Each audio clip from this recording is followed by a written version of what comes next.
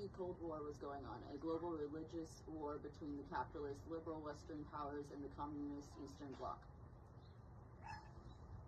And when it turned out that the Ho Chi Minh, the guy who gave the French the ass kicking was a communist, well, everyone kind of freaked out and thought this could spark World War III.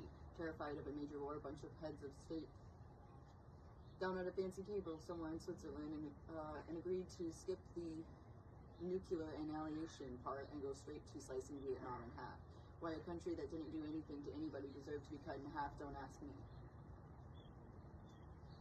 But apparently everyone decided that North Vietnam would be communist, South Vietnam would be capitalist, and that's that. Everyone would live happily ever after. Okay, maybe not. Here was the problem. The Western powers put a man named Ngo Dinh space Diem in charge of South Vietnam until proper elections could be held. At first, everyone seemed to like this Diem guy.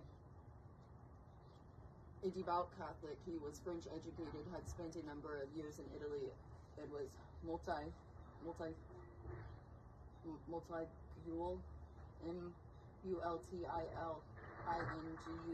Upon meeting him, U.S. Vice President Lyndon Johnson called him, I don't know if I'm saying his name right, the Winston Churchill of Asia. Charismatic and ambitious, he impressed himself not only on the Western leaders, but also on the former Vietnamese emperor. Diem declared confidently that he would be the one to finally bring democracy to Southeast Asia, and everyone believed him. What? Well, that's not what happened. Within a year of taking power, Diem outlawed every political party in South Vietnam other than his own, and when it came time for the country to have its referendum,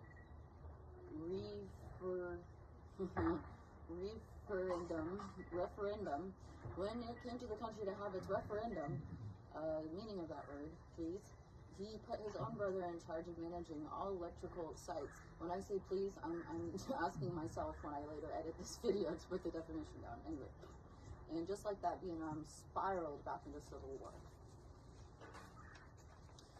The scientific revolution eroded the dominance of spiritual religion. Isn't that the page we flipped to in the beginning? Wow. Okay. So, this has been Intuitive Reads with Miss Jean Says. Much love, with legs.